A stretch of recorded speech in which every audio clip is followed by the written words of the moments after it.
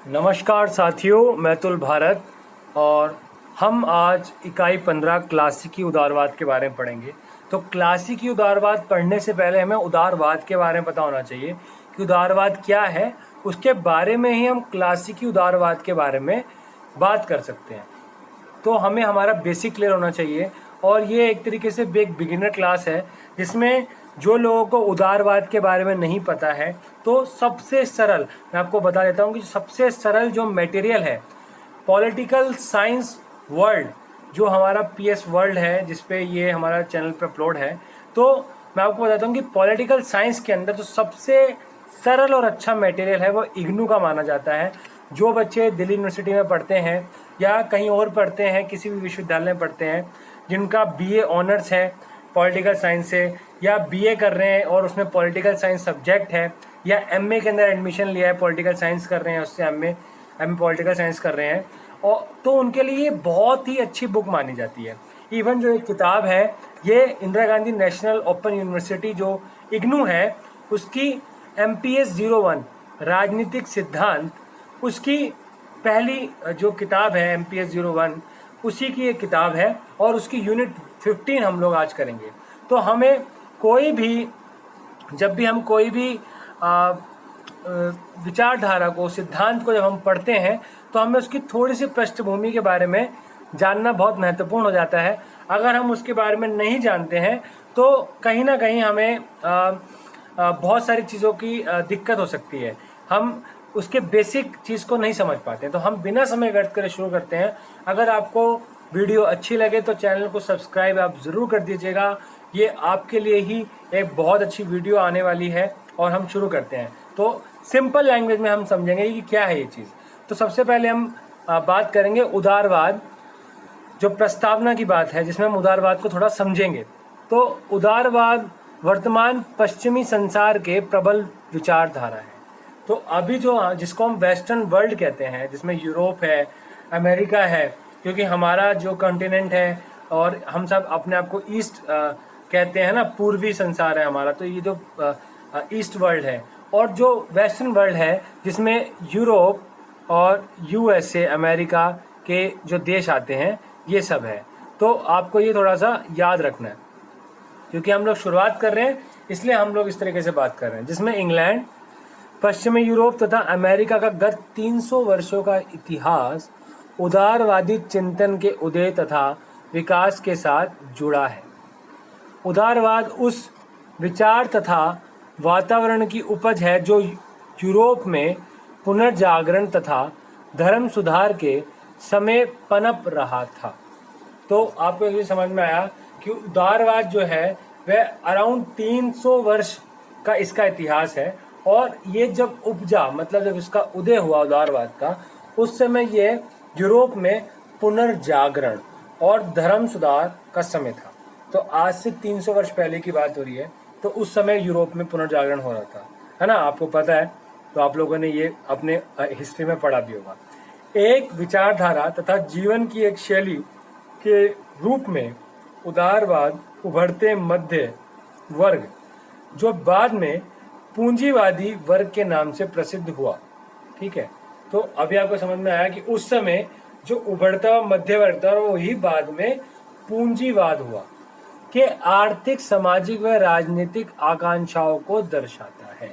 आकांक्षाएं क्या होती है आपको पता है कि हमारे मन की जो एक तरीके से इच्छाएं हैं, तो या हम जो कुछ करना चाहते हैं, तो ऐसी आकांक्षाओं को उदारवाद दर्शाता है।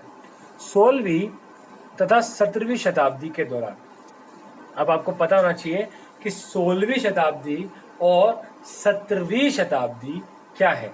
तो 16वीं शताब्दी का अर्थ है कि 1501, ठीक है, 1501 ये आपका 16वीं शताब्दी शुरू होगी 1501 से, ठीक है, और 1600 तक आपके सामने ये 16वीं शताब्दी होगी। और 1601 से 1700 तक आपकी ये 17वीं शताब्दी हो गई। ठीक है, तो आपको 1500 से लेके 1700 तक का जो समय है, ये इसकी बात हो रही है के दौरान जब सामंती व्यवस्था तितर बितर हो रही थी, तब उसके स्थान पर एक नई राजनीतिक व्यवस्था अपना स्थान ग्रहण कर रही थी। तो जब जिस समय सामंती व्यवस्था थोड़ा इधर उधर तितर बितर रही थी, वो अलग बात है। ये वेस्टर्न वर्ल्ड की बात हो रही है, आपको याद रखना है। भारत में तो ये व्यवस्था बहुत देर बाद जाके ख़त्म हुई है, और इसका जो तितर बितर होना भी बहुत वो था, मुश्किल था। तो बेसिकली क्योंकि हम वेस्टर्न वर्ल्ड की बात कर रहे हैं, पश्चिमी संसार की बात कर रहे हैं, जहाँ पर ही उदारवाद का, लिबरलाइजेशन का एक तरीके से उदय हुआ, तो हम यही बात करते हैं कि किस प्रकार से वहाँ पर जब इनका उदय हुआ तो उस समय सामंती व्यवस्था का एक तरीके से तितर बितर हो रही थी, और उसके स्थान पर राजनीतिक व्यवस्था ने एक नई विचारधारा, एक नए सिद्धांत को अपनाया जिसका नाम उदारवाद था। ये उस समय की बात हो रही है। आप इनको डाल सकते हैं अपने क्वेश्चन में, जरूर डाल सकते हैं, क्योंकि आपके सामने ये किताब में है और ये इग्नू का मटेरियल है। बहुत ही ज़्यादा वास्ट है, बहुत ज़्यादा क्लियर कॉन्सेप्ट होता है इसका, और बहुत ही ज़्यादा ऑथेंटिकेटेड इसका मटेरियल होता है। तो इंग्लैंड तथा यूरोप में निरंकुश राष्ट्र राज्यों की स्थापना ने ऐसी राजनीतिक व्यवस्था को जन्म दिया, ऐसी राजनीतिक व्यवस्था को जन्म दिया जहां राजा की सत्ता असीमित बन गई। तो यूरोप में, इंग्लैंड में ऐसे निरंकुश राष्ट्र की स्थापना हो गई और ऐसी राजनीतिक व्यवस्था हो गई कि जहाँ पर राजा ही राजा है, मतलब राजा ही राजा का अर्थ है कि उसके पास इतनी ताकत है, इतना निरंकुश है कि उसके ऊपर कोई भी अंकुश नहीं है। तो जहाँ राजा की सत्ता असीमित बन गई, कोई सीमा ही नहीं है, जो मन चाहे वो कर सकता है, जो मन चाहे, कोई भी उस पर अंकुश नहीं है। न्याय कानून का कोई होने से आज हमारे देश में लोकतंत्र है, तो ऐसा तो नहीं है कि भाई जो हमारे प्रधानमंत्री हैं, कोई भी ऐसा कोई देश है वो जो मन चाहे वो कर सकता है, नहीं, क्योंकि वहाँ पे जनता का भी एक राय है, जनता का भी एक वो है। लेकिन उस समय ऐसी व्यवस्था बन गई थी। उदारवाद का प्रारंभ अधिक्रमिक तथा प्राधिकृत सत्ता तथा राजतंत्र के विरुद्ध एक प्रतिरोध से हुआ। तो उदारवाद का जो प्रारंभ था वह अधिक्रमिक तथा प्राधिकृत सत्ता, जब अधिक्रमण करते हैं ना, अधिक्रमण से अधिक्रमिक शब्द निकला है, तो कब्जाना एक तरीके से, मतलब उस पर जबरदस्ती करना, और राजतंत्र के विरुद्ध एक प्रतिरोध था, राजतंत्र के खिलाफ एक गुस्सा था, एक ऐसा प्रतिरोध जिसका संबंध जीवन के प्रत्येक क्षेत्र से था। प्रतिरोध का मुख्य नारा था स्वतंत्रता, प्रत्येक प्रकार की सत्ता से स्वतंत्रता जो मनमानेपन का संकेत है। तो ऐसी चीज से हमें स्वतंत्रता चाहिए, जो ऐसी सत्ता है जो हमारे ऊपर मनमाने का संकेत कर रही है, मनमानी ढंग से हमें चला रही है, उसका एक तरीके का गुस्सा था ये। ऐसी स्वतंत्रता की मांग जो व्यक्ति को उसके विवेकशील प्राणी होने के नाते उसमें निहित सामर्थ्य के अनुकूल उसके विकास की सहायक हो। व्यक्ति के लिए स्वतंत्रता की प्राप्ति तथा राज्य की सत्ता को चुनौती देने हेतु उदारवाद ने जीवन के प्रत्येक क्षेत्र, बौद्धिक, सामाजिक, धार्मिक, सांस्कृतिक, राजनीतिक, आर्थिक आदि इन सभी क्षेत्रों में स्वतंत्रता की क्या करी? मांग करी। स्वतंत्रता की क्या करी? मांग करी। इन स्वतंत्रताओं से संबंधित केंद्रीय अर्थात मुख्य समस्या का संबंध राज्य तथा व्यक्ति के बीच के संबंधों से था। तो जो इनका जो केंद्र था स्वतंत्रता का, तो ये जो इसका मेन मुद्दा था वो ये था कि भाई राज्य और व्यक्ति के बीच कैसे संबंध होने चाहिए। उदारवाद के नकारात्मक अथवा क्लासिकी पहलू का एक लंबे समय तक प्रभुत्व रहा। देखिए, अभी हम पढ़ेंगे इस चीज़ के बारे में कि क्लासिकी पहलू क्या है, नकारात्मक उदारवाद जिसे हम लोग कहते हैं। तो उदारवाद के नकारात्मक अथवा क्लासिकी पहलू की बात है का एक लंबे समय तक प्रभुत्व रहा। उदारवाद का प्रारंभिक लक्ष्य जितना विध्वंसक था उतना रचनात्मक नहीं था। इसका उद्देश्य सभ्यता के सकारात्मक लक्ष्यों का विशदीकरण नहीं था, अपितु व्यक्ति के विकास के मार्ग की बाधाओं को दूर करना था। अर्थात जो क्लासिकी उदारवाद है जिसका आज हम चैप्टर पढ़ रहे हैं, यूनिट 15 जो हम पढ़ रहे हैं, क्योंकि ये क्वेश्चंस आएंगे अभी सबके एग्जाम आने वाले हैं और बहुत महत्वपूर्ण है, तो हमें समझ में आएगा कि इसका जो आधार था वह बाधाओं को दूर करना था विकास के लिए। एक जो आपको पता है विकास का अर्थात है आप जब बढ़ोतरी करते हैं, अपने को आप विकसित करते हैं, वो इसका मेन पहलू नहीं था, वो इसका लक्ष्य नहीं था। उसका लक्ष्य ये था कि जो समस्याएं हैं, जो बाधाएं हैं, उनको दूर करना। 19वीं शताब्दी के उत्तरार्ध तक यह एक ऐसी गतिशील विचारधारा थी जो समाज में अत्याचार, अंधविश्वास, असहिष्णुता तथा मनमानी सरकारों के विरुद्ध जंग करती रही। यह व्यक्ति व राष्ट्रों के अधिकारों के लिए लड़ती रही। गत एक शताब्दी के उदारवाद को लोकतंत्र, मार्क्सवाद, समाजवाद तथा फांसीवाद जैसे अन्य धाराओं तथा राजनीतिक आंदोलन द्वारा प्रस्तुत चुनौतियों का सामना करना पड़ रहा है।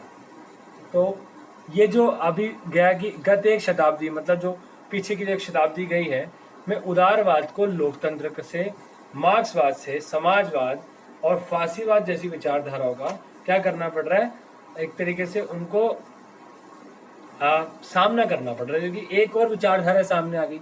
तो मार्क्सवाद भी हम लोग पढ़ेंगे, वो भी बताएंगे आपको क्या होता है मार्क्सवाद, समाजवाद। लोकतंत्र तो आपको पता ही है कि लोगों द्वारा चलाया गया जो शासन होता है, लोगों द्वारा जो जनता द्वारा जो शासन होता है, वही लोकतंत्र होता है। यहाँ पर जनता जो होती है वह अपने प्रतिनिधियों को चुनती है, जो राज्य का प्रमुख होता है वह जनता द्वारा चुना जाता है, और उसके ऊपर ऐसा नहीं है कि वो निरंकुश होता है। तो आपको ये सारी चीज़ें पता है। इसके बारे में हम बात करेंगे। और फांसीवाद एक बहुत बड़ा चैप्टर है, जो फासिस्ट रिजिम जिसे बोलते हैं, उसके बारे में भी हम आपको बताएंगे। तो कल्याणकारी राज्य के रूप में उदारवाद ने कुछ सीमा तक लोकतंत्र तथा समाजवाद आत्मसात कर लिया है। कुछ सीमा तक इसने फांसीवाद को पूरी शक्ति से विरोध किया है। इसने क्या किया है?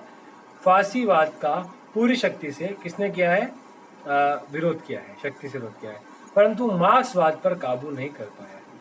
ठीक है, तो जो ये विचारधारा है ये मार्क्सवाद पर काबू नहीं कर पाई है, जो साम्यवाद जिसे हम कहते हैं। मार्क्सवाद के समक्ष 20वीं शताब्दी के मध्य में उदारवाद यथास्थिति की विचारधारा बन गया है।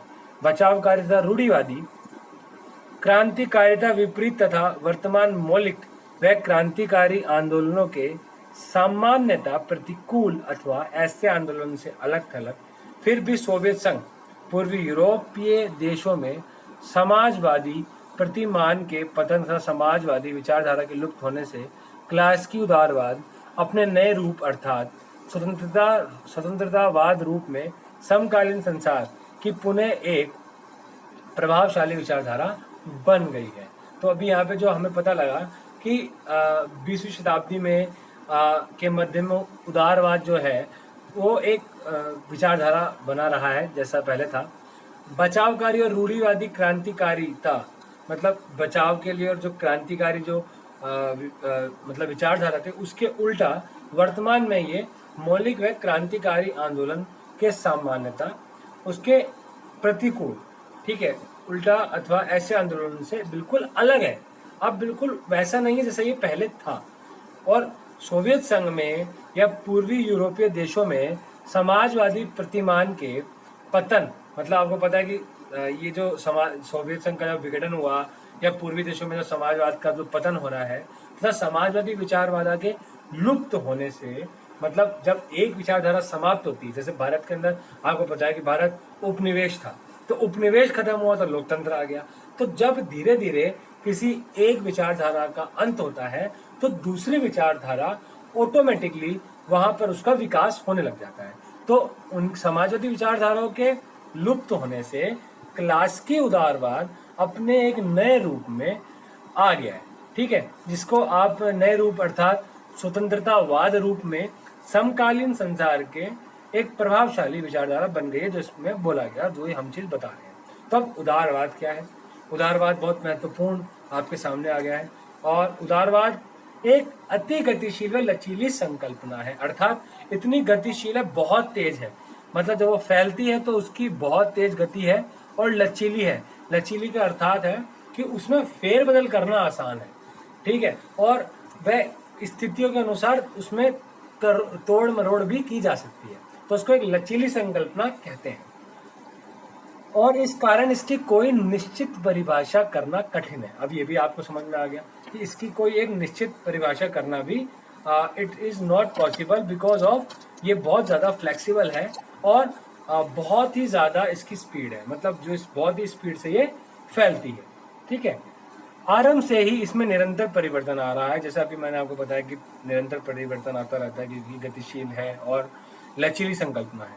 कभी कुछ इसमें जोड़ दिया गया और कभी इसमें कुछ अलग कर दिया गया। एल ब्लास्टर लिखते हैं, ठीक है, एल ब्लास्टर जो है वो एक दार्शनिक है, फिलोसफर है। तो उदारवाद को किसी निश्चित तथा निरंकुश संकल्पना के रूप में नहीं देखा जाना चाहिए। यह तो पुनर्जागरण तथा धर्म सुधार के साथ आरंभ हुए आधुनिक काल के विशिष्ट ऐतिहासिक आंदोलन के विचारों से जुड़ा है। यह अनेक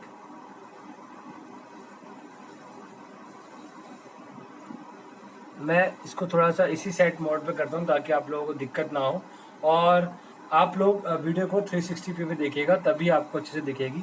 तो मैं बता देता हूँ आपको, 360p पे आपको अच्छे से वीडियो दिखेगी। प्लीज़ आप इसी पे देखिएगा। तो ये अनेक परिवर्तनों से होकर गुजरा और इस कारण इसका अर्थ हेतु ऐतिहासिक न कि किसी स्थिर विश्लेषण की आवश्यकता है। तो ये कौन बोलते हैं? ये एल ब्लास्टर लिखते हैं। ठीक है, तो एल ब्लास्टर की आप एक बार परिभाषा लिखो या मत लिखो, लेकिन आप लास्की की जरूर लिख देना भाई। और लास्की बहुत महत्वपूर्ण है, लास्की का नाम ही बहुत मतलब बड़ा महत्वपूर्ण है। आपको अलग ही तरीके के, जब आप एमए अपना कंप्लीट कर देंगे या जो लोग जेआरएफ नेट की तैयारी कर रहे हैं वो लास्की को भी पढ़ेंगे, और लास्की बहुत महत्वपूर्ण है। इवन एल ब्लास्टर के बारे में आप इतना नहीं पढ़ेंगे जितना आप लास्की के बारे में पढ़ेंगे, क्योंकि लास्की अपने आप में एक बहुत बड़े विचारक है। इस उदारवाद की व्याख्या आसान नहीं है, लास्की कहते हैं। परिभाषित करना तो और भी कठिन है, क्योंकि हर कोई सिद्धांत न होकर मस्तिष्क की एक आदत है या एक सोच है। ठीक है, कि भैया एक सिद्धांत नहीं है, ये कोई सिद्धांत नहीं है, ये एक मस्तिष्क की एक सोच है। ठीक है, ये इतनी बड़ी बात बोली कि एक सोच है ये। हैकर के शब्दों में, अब क्या है, अब हैकर आ गए आपके सामने। ठीक है, तो लास्की ने बोल दिया परिभाषित करना बड़ा मुश्किल है। हैकर कहते हैं कि राजनीति के शब्दकोश में उदारवाद एक सामान्य धारणा है। क्या है? एक सामान्य धारणा है। कोई वीर पुरुष ही इसकी परिशुद्ध परिभाषा कर सकता है, अर्थात बिल्कुल ऐसी परिभाषा जो बिल्कुल उसमें कोई चेंजेस ना आए हो, कोई गलती ना हुई हो, बिल्कुल जैसी की वैसी। तो कोई वीर पुरुष ही ऐसी कोई मतलब हिम्मत कर सकता है जो इसके ऐसी परिभाषा इसको दे, हैकर के शब्दों में। तो आप समझ सकते हैं कि कितना मुश्किल बताया गया है कि उदारवाद को परिभाषित करना। कोई यह व्यक्ति की, राज्य की तथा दोनों के संबंधों की धारणा है। तो आपको एक चीज और समझ में आएगी, अभी हमने थोड़ी देर पहले पढ़ा भी था, आप इसको नोट डाउन कर लीजिएगा। ठीक है, तो इसमें क्या है कि दोनों के संबंधों की ऐसी धारणा है, ये व्यक्ति और राज्य के तथा दोनों के संबंधों की धारणा है, दोनों के संबंधों की, व्यक्ति और राज्य की। ग्राइम्स ने भी अलग इसी प्रकार का विचार व्यक्त किया है। ठीक है, अभी हमने हैकर पढ़ा, ठीक है, उसके बाद में अभी हमने ग्राइम्स, अब हम ग्राइम्स को पढ़ेंगे। तो हैकर के तो आपको पता ही लग गया कि हैकर ने क्या बोला। अब ग्राइम्स क्या कहते हैं? ग्राइम्स ने भी लगभग इस प्रकार का विचार व्यक्त किया है। उदारवाद कोई निश्चित मत नहीं है, क्योंकि मत अंधता के अपने अवरोधक होते हैं। यह सामाजिक समस्याओं जो विवेक तथा मानवीय सत्यता पर बल देती है। ठीक है, तो ये सामाजिक समस्याओं के ऊपर बल देता है उदारवाद, जिसमें विवेक और मानवीय सत्यता है के प्रति अपेक्षा, ये सामाजिक समस्याओं के प्रति अपेक्षा अस्थायी अंतरिम रवैया है। ठीक है, ये अंतरिम रवैया है और अस्थायी है, स्थायी नहीं है। जैसा भी हम ऊपर बात कर रहे हैं बार बार कि ये बदल जाता है। इसके अंदर उदारवाद में बड़ा लचीलापन है, बड़ी तेज गति है इसके अंदर, ये बदलता रहता है। उदारवाद एक लचीले दृष्टिकोण को लेते हुए आगे की ओर देखता है, अधिक लोगों के बेहतर भविष्य बनाने का प्रयास करता है। इसके विपरीत रूढ़िवाद पीछे की ओर देखता है और अतीत की उपलब्धियों को मुख्यतः बनाए रखने का यत्न करता है। तो ये रूढ़िवाद की बात है। यद्यपि उदारवादी विचार 300 वर्ष पहले के विचार हैं, यह शब्द उदारवाद 19वीं शताब्दी के आरंभ तक प्रयोग में नहीं लाया गया था। अब आपको ये समझ में आ गया कि देखिए 19वीं शताब्दी के प्रारंभ में तो ये शुरुआत ही नहीं हुई थी इस शब्द की। तो रिचर्ड वेलहिम के अनुसार उदारवाद व्यक्ति के स्वतंत्रता के मूल्य में विश्वास का नाम है। ठीक है, उदारवाद, लिबरल, उदार होना।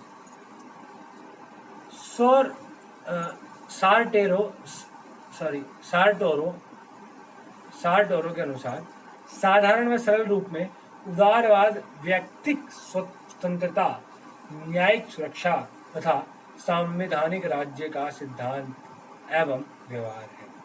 तो आपको एक व्यवहार समझ में आ गया कि अब ये व्यवहार है। सार्टोरो ने ये तक बोल दिया। बुलक क्या कहते हैं? बुलक कहते हैं कि जी, तथा शौक भी क्या कहते हैं? बुलक और शौक क्या कहते हैं कि उदारवाद के द्विनिवों में स्वतंत्रता तथा अंतःकरण में विश्वास पर बल देते हैं। तो द्विनिवयों में स्वतंत्रता और अंतःकरण के अंदर विश्वास करते हैं। ग्राइम्स का मत है उदारवाद विचारों की एक ऐसी व्यवस्था का प्रतिनिधित्व करता है जिसका लक्ष्य बहुलवादी समाज की प्राप्ति है, जो समाज, राजनीति, अर्थशास्त्र, धर्म तथा अन्य सांस्कृतिक जीवन की भिन्नताओं का समर्थन करे। साधारण तथा सरल रूप में उदारवाद व्यक्ति की स्वतंत्रता में वृद्धि चाहता है। तो आप ये बोल सकते हैं भाई कि ग्राइम्स के अनुसार, ठीक है, ग्राइम्स के अनुसार आप खुला बोल सकते हैं कि उदारवाद व्यक्ति की स्वतंत्रता में वृद्धि चाहता है, अर्थात व्यक्ति जो है वह खूब स्वतंत्र हो और साथ ही यह व्यक्ति के व्यक्तित्व के चयन व निर्णय के क्षेत्र को में बढ़ाना चाहता है।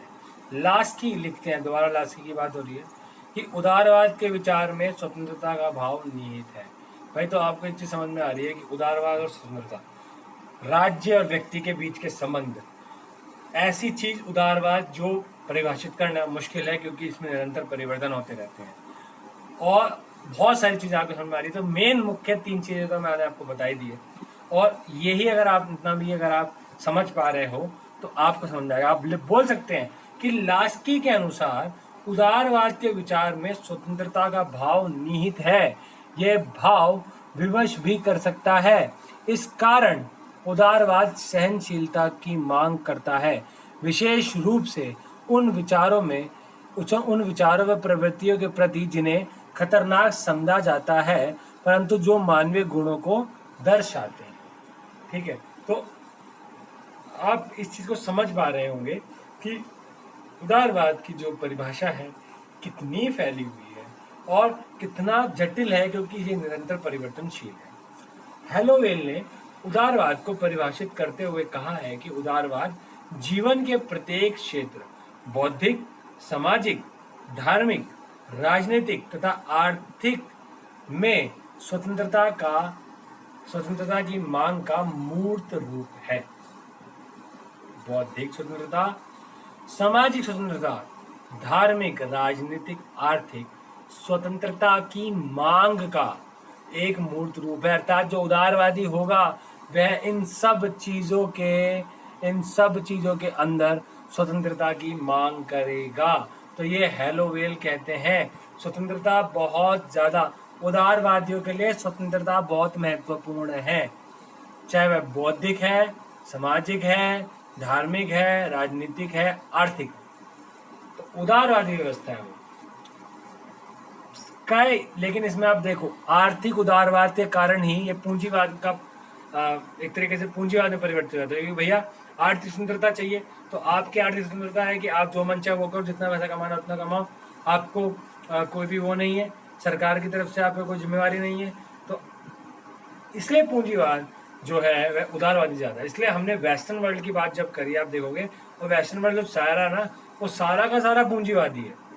ठीक है, सारा का सारा पूंजीवादी है, कैपिटलिस्ट है, मतलब पैसा आपको पता ही है। तो आर्थिक स्वतंत्रता यहाँ से निकली है। तो सामाजिक समझ में आता है, धार्मिक समझ में आता है, राजनीतिक भी, लेकिन जब ये आर्थिक रूप धारण कर लेती है तो इस प्रकार से ये बदलाव इसमें हो जाता है और ये समय के अनुसार बदलाव होता गया। स्काइपिरो उदारवाद को जीवन के प्रति अभिवृत्ति कहता है। संशय प्रयोगात्मक विवेकीय तथा स्वतंत्र कोयनर के शब्दों में उदारवाद व्यक्तित्व स्वतंत्रता, व्यक्तिक मानवीय अधिकारों का व्यक्तिक सुख के आदर्शों से आरंभ होता तथा उन्हीं पर समाप्त होता है। उदारवादी लोकतंत्र समाज का कोई भी आर्थिक सामाजिक रूप क्यों ना हो, ये आदर्श उदारवाद के मुख्य माने जाते हैं। हीटर के अनुसार स्वतंत्र, देखो ये हिटलर नहीं है, हीटर है, याद रखना, अभी हिटलर लिख दो। हिटलर कोई दार्शनिक नहीं था, ठीक है, वो एक तानाशाह था। और जो फासिस्ट रेजिम की जो हम बात करेंगे, फांसीवादी, तो उसके अंदर भी हम ये चीज़ को हिटलर के बारे में पढ़ेंगे, ठीक है। लेकिन आपको याद रखना है, स्वतंत्रता उदारवाद का सार तत्व है। एक उदारवादी के लिए समाज या उसके किसी भाग की अपेक्षा व्यक्ति ही सब कुछ होता है, क्योंकि व्यक्ति के अधिकारों को प्राथमिकता देकर ही स्वतंत्रता सुनिश्चित किया जा सकता है। तो स्वतंत्रता स्वतंत्रता स्वतंत्रता, व्यक्ति और राज्य के बीच के संबंध, धार्मिक, राजनीतिक, आर्थिक स्वतंत्रता, ये सबका उदारवाद जो है एक मूर्त रूप है। उदारवाद को बोला जाता है, उदारवाद का ये महत्वपूर्ण अंग उदारवाद है, ठीक है। तो आपको ये याद रखना है। एंड्रयू हैकर ने अपनी रचना पॉलिटिकल थ्योरी में 4 प्रकार के उदारवाद में भेद किया है। स्वप्नवादी उदारवाद, स्वतंत्र उदारवाद, लोकतांत्रिक उदारवाद, सुधारवादी उदारवाद। उनके अनुसार समूचे रूप में उदारवाद की मुख्य विशेषता इस प्रकार है। राजनीति के मुख्य निष्पादन के लिए स्वतंत्र जीवन राज्य का कार्य है। उत्पीड़न को दबाना तथा स्वतंत्र जीवन की अनिवार्यता को प्रोत्साहन करना। तो क्या है यहाँ पे आपको उनके अनुसार उदारवाद की जो मुख्य विशेषता है, ये राजनीति के मुख्य निष्पादन के लिए स्वतंत्र जीवन, फिर स्वतंत्रता की बात हुई। राज्य का कार्य है उत्पीड़न को दबाना तथा स्वतंत्र जीवन के अनिवार्यता को प्रोत्साहन करना। मतलब कोई अगर उत्पीड़न कर रहा है, किसी को परेशान कर रहा है, शोषण कर रहा है, उसको खत्म करना, उसको दबा देना और स्वतंत्र जीवन के लिए ऐसे ऐसे रास्ते खोलना, उसको प्रोत्साहन करना, उसको इनकरेज करना। बारबरा गुडविन ने अपनी पुस्तक यूजिंग पॉलिटिकल आइडियाज में उदारवाद में इसका इस प्रकार के संगठक बताए हैं। क्या बताया भैया इन्होंने क्या बताया है अपनी किताब के अंदर? Barbara Goodwin. आप है ना नाम नोट कर लो, इम्पोर्टेंट जो है ना, आप लोग या वीडियो आप देख रहे हैं तो आप अपना स्क्रीनशॉट ले लेना, ठीक है। तो इनकी पुस्तक है यूजिंग पॉलिटिकल आइडियाज, ठीक है। और ये उदारवाद का ही इसके अंदर संगठक है, उदारवाद के बारे में ही बताया गया है। तो व्यक्ति स्वतंत्र, विवेकीय, स्वसुधार योग्य तथा स्वायत्त, सरकार, सहमति व संविदा पर आधारित होती है। संवैधानिकवाद तथा विधि का शासन। स्वतंत्रता का अर्थ है चयन, जिसमें विभिन्न प्रतिनिधियों में से सरकार का चयन भी सम्मिलित है। अवसरों की समानता, योग्यता पर आधारित सामाजिक न्याय तथा सहिष्णुता। तो एक तरीके से इन्होंने भाई यूजिंग पॉलिटिकल आइडियाज में एक लोकतांत्रिक उदारवाद की बात कही है, कहीं ना कहीं जो हमें लगता है कि अवसरों की समानता है, ठीक है। आपके अंदर ये लोकतंत्र की मुख्य बात है, देखो ना यहाँ पे आप कि संवैधानिकवाद की बात की। यहाँ पे संवैधानिकवाद का अर्थ है जहाँ पर संविधान सर्वोच्च होता है, संविधान से ऊपर कोई नहीं है। विधि के शासन की बात है, मतलब जहाँ पे कानून का शासन है, जो कानून होएगा उसी के अंडर चलना पड़ेगा। अगर किसी ने मर्डर किया है, अगर किसी ने कोई अपराध किया है, तो वह चाहे वो प्रधानमंत्री का बालक हो या किसी सामान्य जन का बालक हो, क्या बहुत बड़ा अधिकारी हो या वो मजदूर हो, उसके लिए जो सजा होगी वह एक समान होगी। उस पर कोई भी भेदभाव नहीं किया जाएगा, विधि के समान सब बराबर होंगे। तो वहाँ विधि का शासन है, कानून का शासन है। सारांश ये है कि उदारवाद का एक संकीर्ण तथा एक व्यापक परिप्रेक्ष्य है। संकीर्ण स्तर पर उदारवाद को राजनीतिक व आर्थिक दृष्टिकोणों से देखा जाता है। व्यापक रूप में यह एक मानसिक अभिवृत्ति है जो अपनी मान्यताओं में प्रकाश में जो अपनी मान्यताओं के प्रकाश में व्यक्तियों के बौद्धिक, नैतिक, धार्मिक, सामाजिक, आर्थिक तथा राजनीतिक संबंधों का विश्लेषण तथा एकीकरण करता है।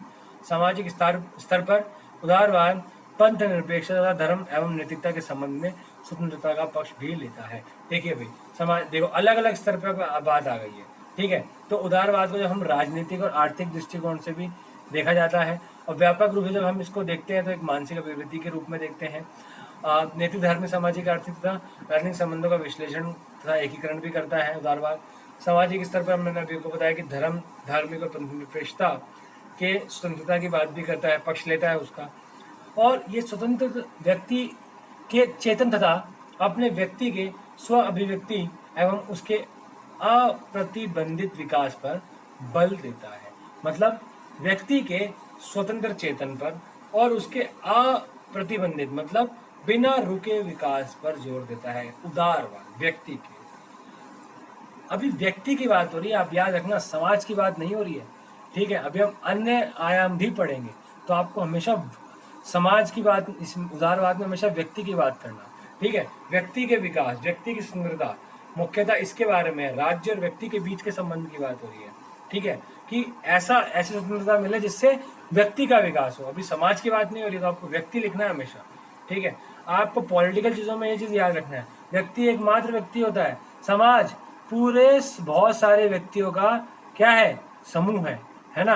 बहुत सारे लोगों का एक समूह है, उसे हम समाज कहते हैं, ठीक है, समुदाय कहते हैं, सोसाइटी कहते हैं। आर्थिक स्तर पर उदारवाद उत्पादन की स्वतंत्रता के साथ स्वतंत्र व्यापार के आदर्श को स्वीकार करता है। राजनीतिक स्तर पर, अब देखिए आर्थिक स्तर पर अब यहाँ पे हम बात होगी उदारवाद की, तो उदारवाद उत्पादन की स्वतंत्रता के साथ स्वतंत्र व्यापार के आदर्श को भी स्वीकार करता है।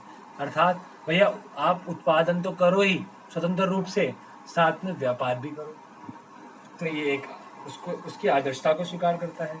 राजनीतिक स्तर पर उदारवाद राजनीतिक स्वतंत्रता, संपत्ति के अधिकार, संवैधानिक तथा सीमित सरकार व्यक्तियों के अधिकारों के संरक्षण तथा सर्वसत्तावाद विरोध आदि का पक्ष लेता है। तो अभी आपके सामने आ गया कि राजनीतिक स्तर पर उदारवाद राजनीतिक स्वतंत्रता की बात तो करता ही है, संपत्ति के अधिकार की बात। अब देखो भाई, आपको पता है कि भारत के अंदर संपत्ति का अधिकार मौलिक अधिकार नहीं है, पहले था, अब विधिक अधिकार कर दिया। अब आपने संपत्ति का अधिकार कर दिया, आपने इतनी संपत्ति अर्जित कर ली, इतनी कर ली कि आपके पास इतना हो गया कि भाई दूसरे के पास है ही नहीं, कुछ भी नहीं है। तो अमीरी और गरीबी की जो खाई है वह ना बढ़ जाए, ठीक है। अब जो ये खाई है ना, जो खाई है ये बढ़ जाती है।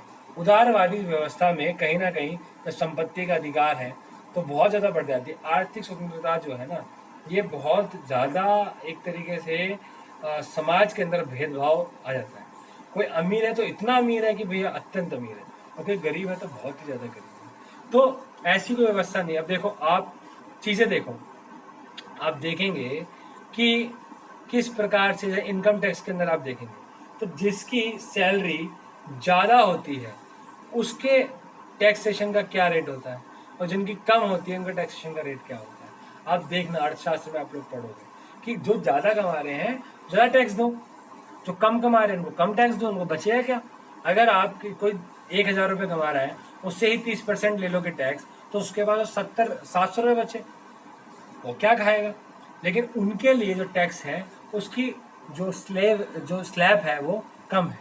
तो इस प्रकार से लोकतंत्र के हमें ये सब चीज़ें देखने को मिलती है। बट उदारवाद में हमें संपत्ति का अधिकार है, संवैधानिक तथा सीमित सरकार की बात होती है, व्यक्तियों के अधिकारों के संरक्षण की बात है। व्यक्ति के अधिकार पे बहुत जोर दिया भैया, व्यक्ति की स्वतंत्रता और व्यक्ति के अधिकार पे अत्यंत जोर दिया है उदारवाद में, और सर्वसत्तावाद विरोध आदि का पक्ष लेता है। उदारवाद की विशेषता की बात हो गई है, तो उदारवाद की जो विशेषता है, हम उदारवाद की विशेषता को चलिए हम उदारवाद की विशेषता को भी कंप्लीट कर देते हैं कि क्या है। उसके बाद में हम फिर नेक्स्ट वीडियो में उदारवाद का उदय की बात करेंगे, ठीक है। तो ये कैसे हो, वैसे हमने प्रस्तावना में पढ़ा है थोड़ा बहुत, लेकिन हमें थोड़ा सा और क्योंकि एक नज़र हमें जरूर डालनी चाहिए। उसके बाद में क्लास की उदारवाद की विचारधारा है, व्यक्ति समाज अर्थव्यवस्था तथा राज्य विषय की धारणा है। तो एक काम करते हैं कि उदारवाद की विशेषता चले कर देते हैं। उपयुक्त विवरण से स्पष्ट होता है कि उदारवाद मात्र राजनीतिक संकल्पना नहीं है, अपितु यह एक सामाजिक, आर्थिक, सांस्कृतिक और नैतिक अवधारणा भी है। कि भाई एक राजनीतिक संकल्पना नहीं है, एक नैतिक अवधारणा भी है। ठीक है, नैतिक मतलब नीति निर्माण की, नीतियां चलाने की एक धारणा भी है। इसे इसके लंबे इतिहास में विकसित विशेषताओं द्वारा ही समझा जा सकता है। हेलोवेल ने क्लास की उदारवाद की निम्नलिखित विशेषताएं बताई है। ठीक है, तो मानवीय व्यक्ति के मूल्यता, व्यक्ति की आध्यात्मिक समानता में विश्वास, व्यक्तिक इच्छा की स्वायत्तता में विश्वास, व्यक्ति की अच्छाई तथा उसमें निहित विवेकता में विश्वास, व्यक्ति के कुछ अभेद्य अधिकारों, विशेष रूप से जीव स्वतंत्रता, संपत्ति के अधिकारों में विश्वास, अधिकारों की रक्षा हेतु राज्य का परस्पर सहमति के फलस्वरूप अस्तित्व में आना, व्यक्ति की तथा राज्य के बीच संविधावादी संबंध, जो अभी हम थोड़ी देर पहले बात भी की थी, आदेश की अपेक्षा कानून द्वारा सामाजिक नियंत्रण की प्राप्ति संभव, जीवन के सभी क्षेत्रों में व्यक्तिक स्वतंत्रता, राजनीतिक, आर्थिक, सामाजिक, बौद्धिक तथा धार्मिक, वह सरकार सर्वोत्तम होती है जो कम से कम शासन करती है, तथा इस सत्य में विश्वास कि व्यक्ति की प्राकृतिक विवेक द्वारा सत्य की सुलभता संभव है। तो मुख्यतः मैं इसको आपको आराम से समझाऊंगा नेक्स्ट वीडियो में, बिकॉज वीडियो काफ़ी लंबा हो चुका है। तो उदारवाद की विशेषता मैंने आपको थोड़ा सा बता दिया, आप वीडियो को पॉज करके भी देख सकते हैं और नेक्स्ट वीडियो में अच्छे से इसको समझाएंगे। तो जितना भी आपको पढ़ाया है उदारवाद की प्रस्तावना, उदारवाद क्या है, तो आप इसको अच्छे से समझना, और हमने अंडरलाइन भी किया है, आप स्क्रीनशॉट ले लेना, आप लिख लेना, आपको बहुत फ़ायदा करेगा। इग्नू का मटेरियल बहुत अच्छा और वास्ट मटेरियल मैं आपके लिए अभी थोड़े ही देर में, कुछ ही समय में लेके आऊँगा, और वो आप चैनल को आप देख सकते हैं। अगर आप चैनल को सब्सक्राइब नहीं किया है तो आप कर लीजिएगा। फिर हम क्वेश्चन आंसर सेट भी लगाएंगे जो आपको नेट जेआरएफ में हेल्पफुल होएगा, आपके बीए के, एमए के, BA honours political science, MA political science, इन सब में बहुत काम आएगा। इवन यूपीएससी की तैयारी कर रहे होंगे ऑप्शनल के लिए, उनके लिए भी बहुत सारा काम आएगा। तो आप उसमें आप कहीं ना कहीं लिख सकते हैं। तो ये वीडियो यहीं तक है। मैं आशा करता हूँ आपको वीडियो अच्छी लगी होगी और आप अभी तक बने रहे, उसके लिए बहुत बहुत धन्यवाद आपका। चैनल को सब्सक्राइब जरूर कर दीजिएगा। वीडियो फास्ट लगे स्लो कर लीजिएगा, स्लो लगे तो तेज़ कर लीजिएगा। 360p पे आप वीडियो को देखिएगा। जल्दी मिलेंगे नेक्स्ट वीडियो में। हमें किस और टॉपिक पे वीडियो बनानी चाहिए आप वह भी कमेंट बॉक्स में लिख सकते हैं। तब तक के लिए घर पे रहिए, स्वस्थ रहिए। एग्ज़ाम्स डेट आ चुकी है, बहुत सारे एग्ज़ाम्स आने वाले हैं। आप अपनी पढ़ाई करिए और अपने लक्ष्य को हासिल करिए। जय हिंद, जय भारत।